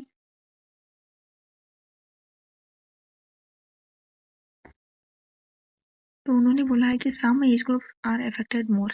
तो यहाँ पर हम देख सकते हैं the subtle atrophy critical analysis and empathy is affecting us all equally. तो इसका मतलब है, तो यहाँ का आंसर होगा नो। और आपको ये भी ध्यान रखना है कि येस और नॉट गिवन में आपको येस, नो और नॉट गिवन ही लिखना है। By mistake true false not given लिख देते हैं, इसलिए आपको ये देखना है अगर येस और नॉट गिवन है तो आंसर में भी हमको येस नो नॉट गिवन ही लिखना है। और फिर आता है false information has become more widespread in today's digital era. हमने कुछ देखा नहीं है, we still have opportunities to rectify the problems that technology is presenting. हमने फॉल्स इन्फॉर्मेशन के बारे में हमने पढ़ा था पैसेज में, टुडेज डिजिटल एरा के बारे में हमने पढ़ा नहीं है। अब हम देखेंगे next paragraph. There is an old rule in neuroscience and does not alter with age. Use it or lose it. It is a very hopeful principle when applied to critical thought in the reading brain because it implies choice. The story of the changing reading brain is hardly finished. We possess both the science and the technology to identify and redress the changes in how we read before they become entrenched. We work to understand exactly what we will lose alongside the extraordinary new capacities that the digital world has brought us. There is as much reason for excitement as caution. तो यहाँ पर आप देख सकते हैं उन्होंने कोई digital era के बारे में बात नहीं की है, तो ये होगा आपका नॉट गिवन। और फिर आता है we still have opportunities to rectify the problems, ये होगा यस, क्योंकि उन्होंने पैसेज में क्लियरली मेंशन की है if we work to understand exactly what we will lose alongside the extraordinary new capacities that the digital world has brought us, there is as much reason for excitement as caution. We possess both the science and the technology to identify and redress changes in how we read before they become entrenched. इसका मतलब है कि इसका answer जो है yes होगा। और आपको येस नो नॉट गिवन और ट्रू फॉल्स नॉट गिवन में आपको शॉर्ट फॉर्म्स नहीं लिखना है, आपको पूरी तरह येस नो नॉट गिवन जो है पूरी तरह से आपके लिखना है। अगर आप शॉर्ट फॉर्म्स लिखेंगे तो आपको कोई मार्क नहीं मिलेगा। तो हमने कम्प्लीटली डिस्कस किया है कि हमें कैसे complete the summary yes no not given और एमसीक्यू क्वेश्चंस को अटेंड करना है।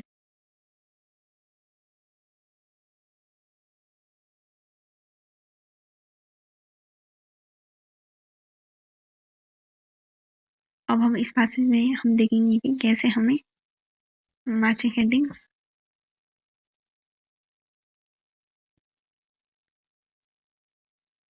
एमसीक्यू क्वेश्चंस और येस नो नॉट गिवन कैसे सॉल्व करना है। हेडिंग को पढ़ना है एटीट्यूड्स टुवर्ड्स आर्टिफिशियल इंटेलिजेंस, और उसके बाद हमें देखना है कि कौन सा क्वेश्चन टाइप ऑर्डर में है और कौन सा नहीं। इन case of list of headings ये ऑर्डर में नहीं रहता है।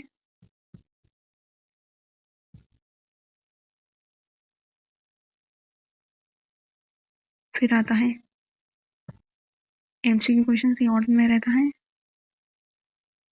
और येस नो नॉट गिवन ये भी ऑर्डर में रहता है। अब हमें फर्स्ट क्वेश्चन पढ़ना है, वो क्वेश्चन टाइप ऑर्डर में रहता है, उस क्वेश्चन टाइप का फर्स्ट क्वेश्चन अब हमें पढ़ना है। तो यहाँ पर अब हम एमसीक्यू का फर्स्ट क्वेश्चन पढ़ेंगे, what is writer doing in section A. तो ये है आपका क्वेश्चन। येस और नॉट गिवन में पहला क्वेश्चन ये है कि subject to depictions of AI in sci-fi films make people change their opinion about automation. तो यहाँ पर डिपिक्शंस ऑफ एआई के बारे में बात कर रहे हैं। अब हम रीड करेंगे पहला paragraph. Artificial intelligence can already predict the future, police forces are using it to map when and where crime is likely to occur. Doctors can use it to predict when a patient is most likely to have a heart attack or stroke. Researchers are even trying to give AI imagination so it can plan for unexpected consequences. Many decisions in our lives require good forecast, and AI is almost always better at forecasting than we are. Yet, for all these technological advances, we still seem to deeply lack confidence in AI predictions. Recent cases show that people don't like relying on AI and prefer to trust human experts, even if these experts are wrong. If we want AI to really benefit people, we need to find a way to get people to trust AI. To do that, we need to understand why people are so reluctant to trust AI in the first place. तो ये आपका पहला paragraph. तो paragraph read करने के बाद हमें पहले उन क्वेश्चंस को सॉल्व करना है जो ऑर्डर में नहीं रहता है, जैसे कि मैचिंग हेडिंग्स या matching information.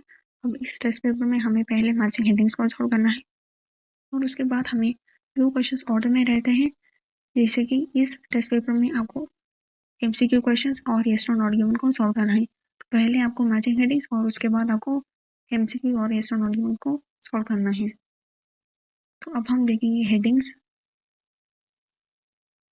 Paragraph completely read करने के बाद ही आपको ऑप्शंस को आपको स्कैन करना है। और अगर आपको एक आंसर मिल जाता है, फॉर एग्जाम्पल ये पैराग्राफ बी है इसका आंसर, तो आपको पैराग्राफ बी जो है आप यहीं पर लिख सकते हैं। और उसके बाद आप जो है यहाँ पर आकर आप क्लियरली यहाँ पर चेक कीजिए और उसके बाद यहाँ पर आप नंबर लिख सकते हैं। पूरा पैसेज कंप्लीट करने के बाद आप यहाँ पर नंबर लिखिए और उसके बाद आप अपना आंसर शीट में आप ट्रांसफर कर सकते हैं आंसर्स को। ये क्वेश्चन टाइप ऑर्डर में नहीं रहता है। तो पहला आता है an increasing divergence of attitudes towards AI. Divergence of attitudes towards AI, reasons why we have more faith in human judgment than in AI. Reasons for having more faith in human judgment: superiority of AI projections over those made by humans. Superiority of AI projections, process by which AI can help us make good decisions. How the AI can help us make good decisions.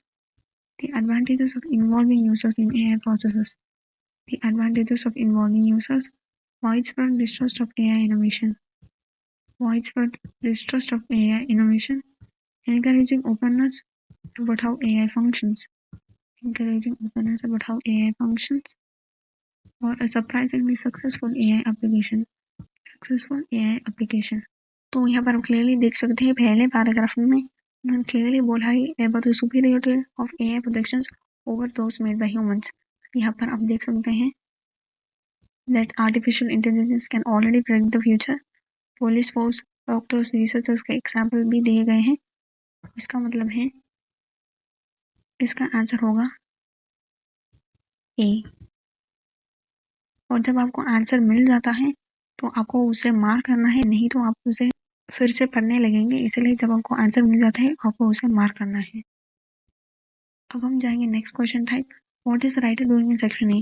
Providing a solution, नहीं। Justifying an opinion about an issue, justify नहीं कर रहे हैं। Highlighting the existence of a problem, तो ये है आपका answer, clearly highlight कर रहे हैं प्रॉब्लम को।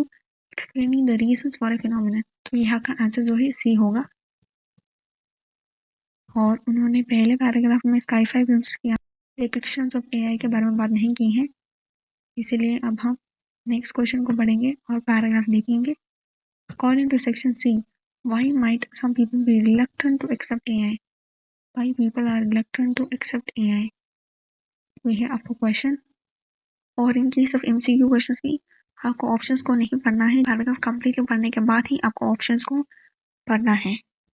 तो अब हम देखेंगे next paragraph.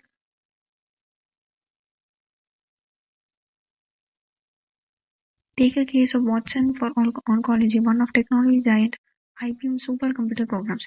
Their attempt to promote this program to cancer doctors was a PR disaster. The AI promised to deliver top quality recommendations on the treatment of 12 cancers that accounted for 80% of the world's cases. But when doctors first interacted with Watson, they found themselves in a rather difficult situation. On the one hand, if Watson provided guidance about a treatment that coincided with their own opinions, physicians did not see much point in Watson's recommendation. The supercomputer was simply telling them what they already knew, and these recommendations did not change the actual treatment. On the other hand, if Watson generated the recommendation and contradicted the expert's opinion, doctors would typically conclude that Watson was incompetent, and the machine wouldn't be able to explain why his treatment was possible because its machine learning algorithms are simply too complex to be fully understood by humans. Consequently, this has caused even more suspicion and disbelief, leading many doctors to ignore the seemingly outlandish AI recommendations and stick to their own expertise. तो यही आपका second paragraph. अब हम solve कर लेंगे बची headings. Increasing divergence of attitudes, इसके बारे में बात नहीं की है। जब आपको क्लियरली पता है कि उसके बारे में कोई बात नहीं की तो आप इसलिए इसे एलिमिनेट कर सकते हैं, आप उसे क्लियरली मार्क कर सकते हैं, नहीं तो आप फिर से पढ़ने लगेंगे। Reasons why we have more faith in human judgment than AI, इसके बारे में बात नहीं की है। Process by which AI can help us make good decisions, इसके बारे में बात नहीं की है। Advantages of involving users नहीं की है। Distrust of an AI innovation, यहाँ पर clearly AI innovation के बारे में बात की है और यहाँ पर widespread distrust के बारे में भी बात की है। इसका मतलब है पैराग्राफ बी का आंसर है 6। अब हम देखेंगे नेक्स्ट क्वेश्चन को। हमने अभी तक पैराग्राफ बी को कंप्लीट किया है, अभी तक उन्होंने कोई एआई डिपिक्शंस के बारे में बात नहीं की है। तो अब हम रीड करेंगे next paragraph. This is just one example of people's lack of confidence in AI and the reluctance to accept what AI has to offer. Trust in other people is often based on our understanding of how others think and having experience of their reliability. This helps create a psychological feeling of safety. AI, on the other hand, is still fairly new and unfamiliar to most people, even if it can be technically explained, and that's not always the case. AI's decision making process is usually too difficult for most people to comprehend, and and interacting with something we don't understand can cause anxiety and give us a sense that we are losing control. And many people are also simply not familiar with the many instances of AI actually working because it often happens in the background. And they are acutely aware of instances where AI goes wrong. Embarrassing AI failures receive a disproportionate amount of media attention, emphasizing the message that we cannot rely on technology. Machine learning is not foolproof, in part because the humans who designed it aren't. अब हम देखेंगे matching headings को and increasing divergence of attitudes इसके बारे में बात नहीं की है reasons why we have more faith in human जिसमें नया नहीं है इसके बारे में उन्होंने बहुत सारे रीजंस दिए गए हैं पैराग्राफ सी में तो इसका आंसर होगा पैराग्राफ सी अब आप यहाँ पर क्लियरली देख सकते हैं what might some people be reluctant to accept है they are afraid it will replace humans इसके बारे में कोई बात नहीं की गई है its complexity makes them feel that they are at a disadvantage इसके बारे में क्लियरली मेंशन किया गया है यहाँ पर आप देख सकते हैं even if it can be technically explained and that's not always the case AI's decision making process is usually too difficult for most people to comprehend and interacting with something we don't understand can cause anxiety and give us a sense that we are losing control. फिर आता है दूसरा question what does the writer say about the media in section C of the text तो यहाँ पर आप clearly देख सकते हैं it leads the public to be और फिर आता है devotes an excessive amount of attention to इसके बारे में मेंशन नहीं किया है reports of incidents involving AI are often inaccurate and gives the impression that AI failures are due to design error इसके बारे में भी मेंशन नहीं किया है इसका मतलब ये आंसर यही करेक्ट ऑप्शन है क्योंकि वहाँ पर क्लियरली मेंशन किया गया है कि पब्लिक के बारे में भी मेंशन किया गया है और मिसट्रस्टफुल ऑफ AI के बारे में भी मेंशन किया गया है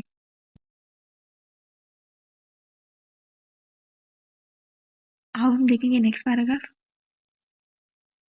feelings of AI and deep. In a recent experiment, people from a range of backgrounds were given various sci-fi films about AI to watch and then asked questions about automation in everyday life. It was found that regardless of whether the film they watched depicted AI in a positive or negative light, simply watching a cinematic vision of our technological future polarized the participants' attitudes. Optimists became more extreme in their enthusiasm for AI and skeptics became even more guarded. This suggests people use relevant evidence about AI in a biased manner to support their existing attitudes, a deep-rooted human tendency known as confirmation bias. AI is represented more and more in media and entertainment. It could lead to a society split between those who benefit from AI and those who reject it. More pertinently, refusing to accept the advantages offered by AI could place a large group of people at a serious disadvantage. Matching headings तुम देख सकते हैं clearly passage में mention किया गया है attitude towards AI तो increasing divergence of attitudes towards AI के बारे में क्लियरली पैराग्राफ डी में मेंशन किया गया है इसका मतलब है इसका आंसर होगा पैराग्राफ डी आप चाहें तो दूसरे ऑप्शंस को भी आप चेक कर सकते हैं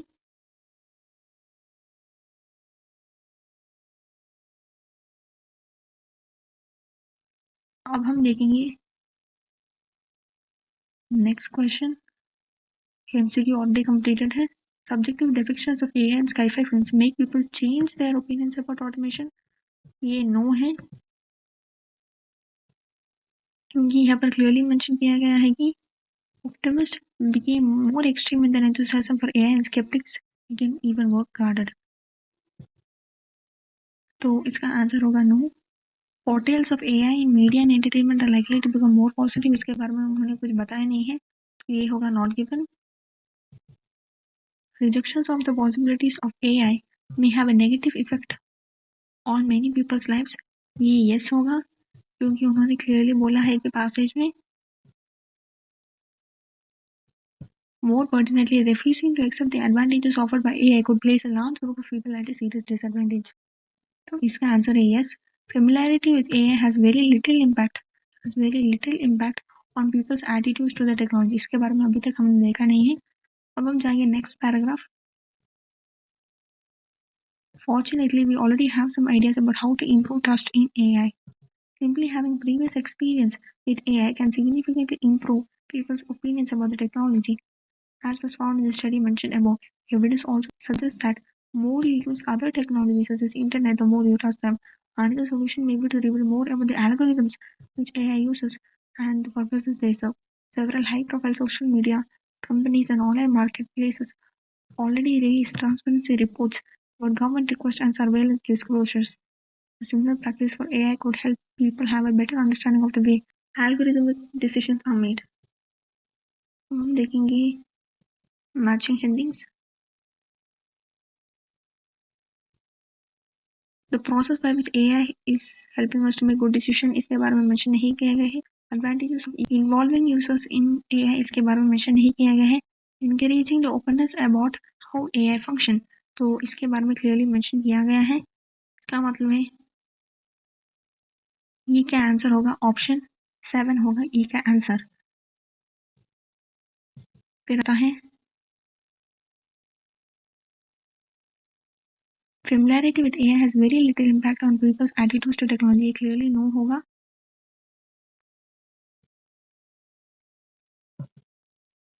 क्योंकि यहाँ पर क्लियरली मेंशन किया गया है कि simply having previous experience with AI can significantly improve people's opinions about the technology as was found in the study mentioned above.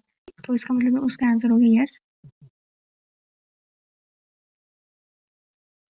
AI applications which users are able to modify are more likely to gain consumer approval. इसके बारे में अभी तक हमने देखा नहीं है. This paragraph suggests that allowing people some control over AI decision making could also improve trust and enable AI to learn from human experience. For example, one study showed that when people were allowed the freedom to slightly modify an algorithm, they felt more satisfied with its decisions, more likely to believe it was superior, and more likely to use it in the future. We don't need to understand the intricate inner workings of AI systems, but if people are given a degree of responsibility for how they are implemented, they will be more willing to accept AI into their lives. अब हम देखेंगे matching headings. Process by which AI can help us make good decisions इसके बारे में बात नहीं. Advantages of involving users in AI processes इसके बारे में क्लियरली मेंशन किया गया है. इसका मतलब है पैराग्राफ F का आंसर होगा 5th ऑप्शन. अब हम देखेंगे yes or not given. AI applications which users are able to modify are more likely to gain consumer approval. तो ये S होगा क्योंकि पैराग्राफ में क्लियरली मेंशन है कि one study showed that when people were allowed the freedom to slightly modify an algorithm, they felt more satisfied with its decisions, more likely to believe it was superior, and more likely to use it in the future. तो इस test paper में हमने clearly देखा है कि matching headings को कैसे solve करना है, एमसीक्यू क्वेश्चंस को कैसे सॉल्व करना है और येस और नॉट गिवन को कैसे सॉल्व करना है.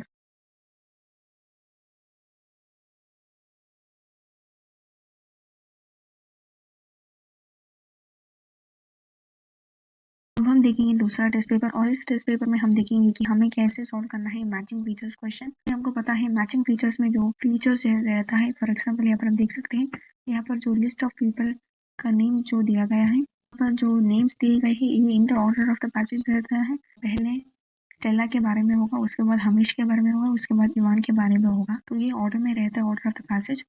पर यहाँ पर जो आंसर्स रहते हैं वो ऑर्डर में नहीं रहते हैं. और इस पैसेज का हेडिंग है the future of work.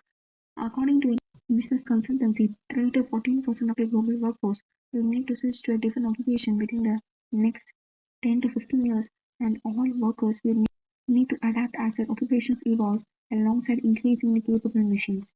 Automation or embodied artificial intelligence is one aspect of the disruptive effects of technology on the labor market. AI, like the algorithms running smartphones, is another.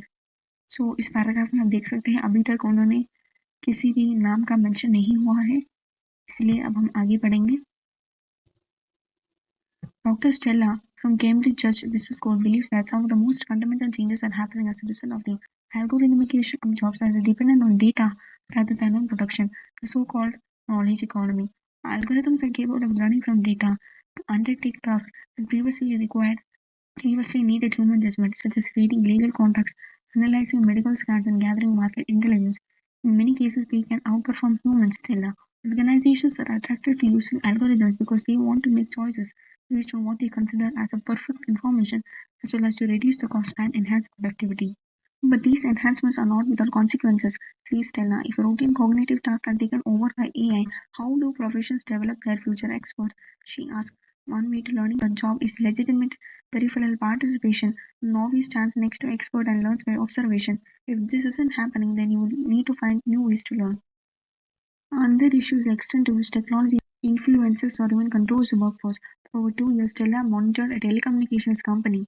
The way telecoms salespeople work is through personal and frequent contact with the clients, using the benefit of experience to assess the situation and reach a decision. However, the company had started using algorithms to define when account managers should contact certain customers about which kind of campaigns and what to offer them. हम एक बार देखेंगे कि क्या हमें कोई information मिल रहा है. Greater levels of automation will not result in lower employment. Will not result in lower employment. फिर आता है there are several reasons why AI is appealing to business. ये है आपका दूसरा question. AI's potential to transform people has balanced with major cultural shift which occurred in the previous eras. It is important to be aware of the range of problems that AI causes. You must be aware of the problems that AI causes. People are going to follow a less conventional career path than in the past. People will be following a less conventional career path. Authorities should take measures to ensure that there will be adequately paid for everyone. So after reading the paragraph, you've clearly seen that they have clearly mentioned the reasons why AI is appealing to business. So here the answer is A. You can see here, organizations are attracted to using algorithms because they want to make choices based on what they consider is perfect information as well as to reduce the cost and enhance productivity. इसीलिए answer होगा A. A has potential to transform people, cultural shock, behavior और इसके बारे में अभी तक हमने देखा नहीं है. The algorithm usually built by external designers often becomes the keeper of knowledge. She explains, in cases like this, Stella believes a short-sighted view begins to creep into work practices wherein workers learn through the algorithm's eyes and become dependent on its instructions. Alternative explorations where experimentation with human instinct led to progress and new ideas are effectively discouraged. Stella and colleagues even observe people developing strategies to make the algorithm work to their own advantage. We are seeing cases where workers feed the algorithm with false data to reach their targets, she reports. Scenarios like these that many researchers are working to avoid. Their objective is to make AI technologies more trustworthy and transparent so that organizations and individuals understand how AI decisions are made. In the meantime, says Stella, we need to make sure we fully understand the dilemma that this new world raises regarding expertise, artificial boundaries, and control. Economist Professor Hamish Lowe believes that the future of work will involve major transitions across the whole life course for everyone. The traditional trajectory of full-time education, followed by full-time work, followed by retirement, is a thing of the past. That he envisages a multi-stage employment life, one where retraining happens across a life course and with multiple jobs and no job happens by choice at different stages.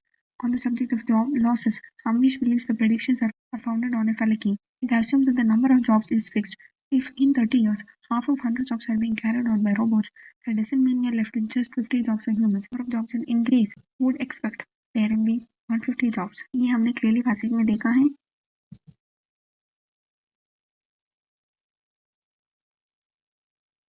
यहाँ पर हम देख सकते हैं number of jobs will increase. You would expect there will be 150 jobs. It is assumed that the total number of jobs is fixed. If in 30 years half of 100 jobs are being carried out by robots, that doesn't mean we are left with just 50 jobs for humans. The number of jobs will increase. We would expect there will be 150 jobs. मतलब है answer होगा B. फिर आता है culture या previous era के बारे में बात नहीं की गई है. फिर आता है people are going to follow less conventional career path than in the past. Career path के बारे में भी मेंशन किया गया है, तो इसका आंसर होगा बी.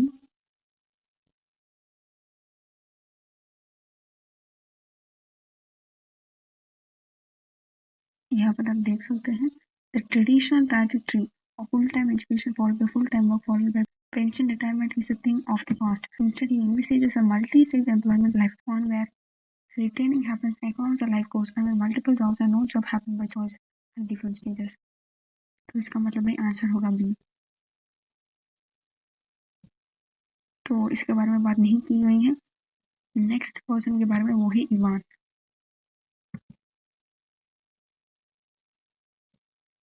आप देख सकते हैं अब इवान के बारे में बोल रहे हैं.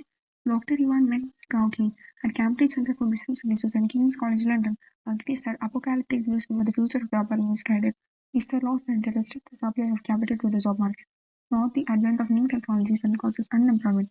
His recently published research answers the question of whether automation, AI, and robotics will mean a jobless future by looking at the causes of unemployment.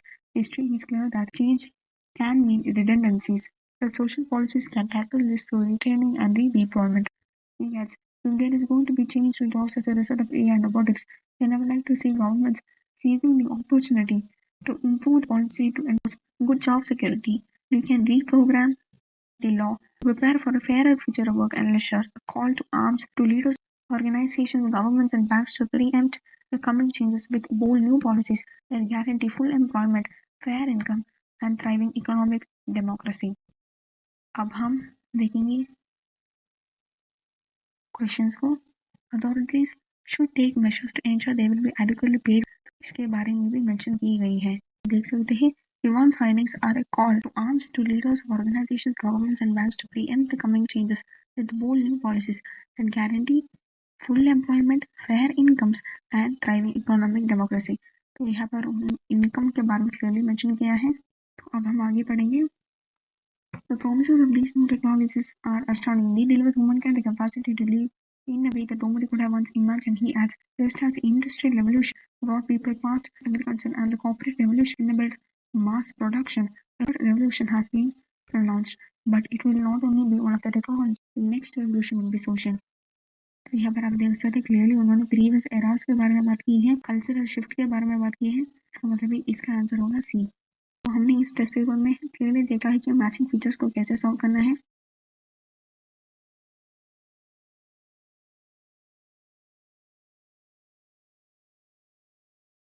ये एक नया टेस्ट पेपर है और इस टेस्ट पेपर में हम देखेंगे मैचिंग सेंटेंस एंडिंग्स. हम इस टेस्ट पेपर में देखेंगे कि मैचिंग सेंटेंस एंडिंग्स को कैसे सॉल्व करना है. ये आपका passage science in the 16th century London, the jewel house, a new book by historical researcher and author Harkness. तो यहाँ पर एक बुक के बारे में बोल रहे हैं इन सेंटेंस एंडिंग. अब ये क्वेश्चंस जो रहते हैं in the order of the passage रहता है. हम पढ़ेंगे first question, Harkness research method was different that of the other writers. तो यहाँ पर रीजन पूछा गया है. पैसेज को पढ़ेंगे. पैसेज को पढ़ने के बाद हम ऑप्शंस को देखेंगे. First paragraph, Deborah Harkness devotes her elegant and erudite new book, The Jewel House, to the scientific community in 16th century London. She rightly argues that it is thanks to the imaginative collective efforts of the urban scientists that London became the melting pot in which a new mathematical experimental culture crystallized. तो यहाँ पर question के related कुछ नहीं दिया गया है. अब हम पढ़ेंगे next paragraph. Harkness is known for her ingenuity as a researcher and her historical empathy. In the Jewel House, Harkness turns her skills on the city of London as a whole with surprising and fascinating results. She began her research by asking herself a new question, not what caused scientific revolution, but what the science and scientists meant in the 16th century London. She collected a vast range of sources from printed books to scientific instruments and notebooks, and recorded in a relational database information on the men and women who produced them. तो यहाँ पर हम देख सकते हैं यहाँ पर पूछा गया है हाफनस रिसर्च वाज डिफरेंट. इसका रीजन पूछा गया है. अब हम देखेंगे options. She has the greatest knowledge of Elizabeth land. इसके बारे में मेंशन नहीं किया गया. She started by seeking to understand how basic terms were used in the past. तो ये क्लियरली पैसेज में मेंशन हुआ है. तो आंसर होगा बी, क्योंकि आप देख सकते हैं यहाँ पर क्लियरली मेंशन किया गया है that she began her research by asking herself a new question, not by what caused scientific revolution, but what the new science and scientists meant in the 16th century London. तो answer होगा B. अब हम पढ़ेंगे next question. Harkness reconstruction of the 16th century London scientific groups was new because reason पूछा गया है. Every chapter of the Jewel House charts the activities of a particular community. This leads us to the streets of London, showing us neighborhood by neighborhood where the major forms of natural knowledge found homes. For example, apothecaries settled in Lime Street in what is now the city, where they created a dense network of shops and gardens. Clockmakers, both native craftsmen and many from overseas, clustered in several parishes near St. Paul Cathedral. Wealthy merchant Clement Draper even managed to transform the King's Bench prison in Southwark, where he served time as a debtor, into a center of research and discussion. By the end of the book, Harkness has mapped London scientific communities with astounding precision. तो यहाँ पर question के related कुछ बताया नहीं गया है. Moreover, when Harkness reconstruct के बारे में दिया गया है, provides not traditional static accounts of their theories but dynamic analysis of their practices as these developed over time. In many cases, she makes clear the alchemist of Elizabethan London already understood that knowledge of nature had to rest not on authority but on familiarity through practice. कई बार हम देख सकते हैं question में भी उन्होंने deconstruction of the 16th century के बारे में पूछा था, तो she has the greatest knowledge के बारे में मेंशन नहीं किया गया, दी वर्कड एज इंडिविजुअल्स के बारे में मेंशन नहीं किया गया है, except how their methods evolve and change, तो ये क्लियरली यहाँ पर मेंशन किया गया है. By dynamic analysis of the practices as these developed over time, तो सेकंड आंसर है डी. रहता है next last question. Harkness shows that the 16th century London scientists were innovative cause, तो यहाँ पर साइंटिस्ट वर इनोवेटिव उसका रीजन पूछा गया है.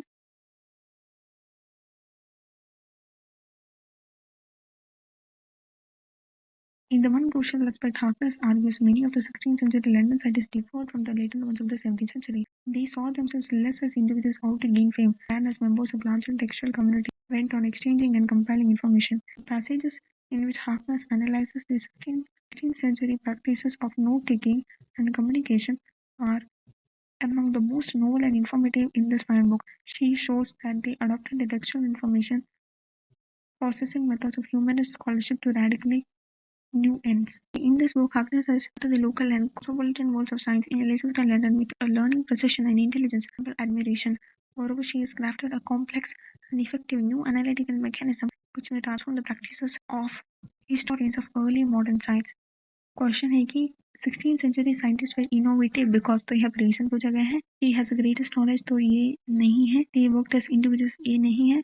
Simon Draper was the best scientist of his time, तो ये आंसर नहीं है. Used old ways of analysing written information for new purposes, यहाँ पर आप देख सकते हैं. Analyzing the 16th century practice, note-taking and communication are among the most novel and informative in this fine book. She showed that they adopted the textual information processing methods for humanist scholarship to radically new ends. Third question का answer है they use old ways of analyzing written information for new purposes. अब हमने sentence ending को देखा है, तो हमने सारे डिफरेंट टाइप्स ऑफ क्वेश्चंस को देखे हैं. MCQ questions, true false, not given, yes no, not given, filling the blanks, summary completion, labelling and diagram, matching information, matching heading, matching features, matching sentence ending, short answer questions. हमने सारे different question types को solve किए हैं. और फिर आता है no table और फ्लो चार्ट. इन क्वेश्चन टाइप्स को अब आपने जैसे फिलिंग द ब्लैंक्स को सॉल्व किया है, ऐसा ही आपको इन क्वेश्चंस को भी सॉल्व करना है. तो आप जब भी एक पैराग्राफ पढ़ते हैं, उस पैराग्राफ को पढ़ने के बाद आपको पहले जो क्वेश्चंस ऑर्डर में नहीं रहते, वो है matching information and matching headings. आपको पहले इन क्वेश्चंस को सॉल्व करना है, उसके बाद आपको जो क्वेश्चंस ऑर्डर में रहते हैं उन क्वेश्चंस को आपको सॉल्व करना है. जैसे कि fill in the blanks, MCQ questions, इन क्वेश्चंस को आपको सॉल्व करना है. और in case of sentence ending जो है आपके क्वेश्चंस जो है आपके ऑर्डर में रहते हैं. In case of matching features जो है ऑर्डर में रहता है. तो हमने IELTS रीडिंग के सारे क्वेश्चन टाइप्स को डिस्कस किया है. So thank you for watching the video. अगर आपको ये वीडियो पसंद आता है तो इस वीडियो को लाइक कीजिए, अपने दोस्तों के साथ शेयर कीजिए और इस चैनल को सब्सक्राइब कीजिए. जल्दी मिलेंगे अगले वीडियो में.